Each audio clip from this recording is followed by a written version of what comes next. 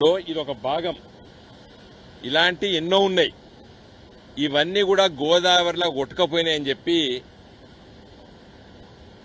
రేవంత్ రెడ్డి గారు ప్రస్తావించారు. దీనిని నేను తీవ్రంగా ఖండిస్తున్నాను. ఒక ముఖ్యమంత్రి స్థాయిలో స్వాతంత్ర దినోత్సవం నాడు 3 రంగుల జెండాను ఆవిష్కరిస్తూ తెలంగాణ ముఖ్యమంత్రిగా ఉంటూ ఆ విధంగా ఆయన మాట్లాడము చాలా తప్పు. ఎందుకంటే కాళేశ్వరం ప్రాజెక్టు దాదాపు 80,000 కోట్ల రూపాయల అంచనాలతో కట్టినటువంటి ప్రాజెక్టులో కేవలము మేడిగడ్డ ప్రాజెక్టు లోపట 3 పిల్లర్లు కుంగి దాదాపు 300 కోట్ల నష్టం కంటే ఎక్కువ జరగలేదు. 80,000 కోట్ల ప్రాజెక్టు నిర్మాణము, నీ భాషలో 1,00,000 కోట్ల ప్రాజెక్టు గంగ పాలైందన్నావు, గోదావరి పాలైందన్నావు. మరి ఎక్కడ నీళ్ళు? ఎట్లా వస్తున్నాయి నీళ్లు?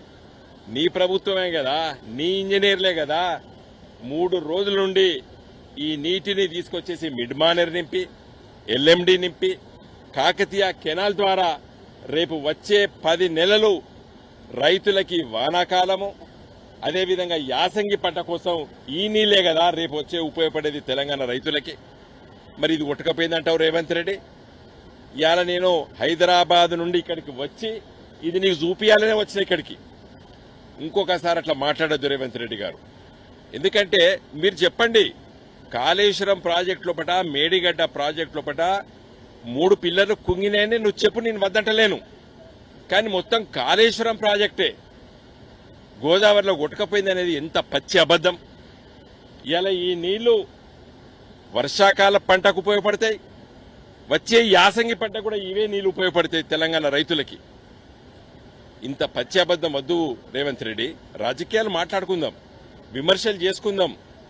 కానీ ఇప్పటికైనా మీ కాంగ్రెస్ పార్టీ మంత్రులు, శాసనసభ్యులు తప్పు మాట్లాడొద్దు. ఇవాళ ఎంత గొప్పగా ఇవాళ అటు చూడండి, 20 ఫీట్లు ఎత్తుతో ఇవాళ పొంగి పొర్లుతున్నది ఇవాళ కాళేశ్వరం ప్రాజెక్టు. కాబట్టి నేను రేవంత్ రెడ్డి గారికి రానున్న రోజుల్లోపట కాళేశ్వరం 1,00,000 కోట్ల రూపాయల కాళేశ్వరం ప్రాజెక్టులు గోదావరిలో కొట్టుకుపోయిందనేది పచ్చి అబద్ధము. కేవలం 1,00,000 కోట్లు, నీ భాషలో 1,00,000 కోట్ల లోపట 300 కోట్ల కంటే కూడా తక్కువనే 3 పిల్లర్లు కుంగినాయి. అది కూడా రిపేర్ చేయాలి. నువ్వు 2 సంవత్సరాల నుంచి రిపేరు, 20 నెలల నుంచి రిపేర్ చేస్తలేవు నువ్వు దాన్ని. ఇప్పటికైనా వెంటనే రిపేర్ చేస్తే ఇంత గోస కూడా తెలంగాణ రైతులకు ఉండదు. మొన్న నాట్లు కొంచెం ఆలస్యం చేసుకున్నారు. కేసీఆర్ గారు ఆలోచన విధానంగా జూన్ జూలై లోపట్నే ఈ విధంగా నీళ్లు ఎత్తి మిడిమానేరు, ఎల్లండి నింపితే రంగనాయక సాగరు, మల్లన్న సాగరు, కొండపోచమ్మ ఇవన్నీ నింపితే ఇప్పటికీ ఎప్పుడో వేసుకుందరు రైతులు నాట్లు.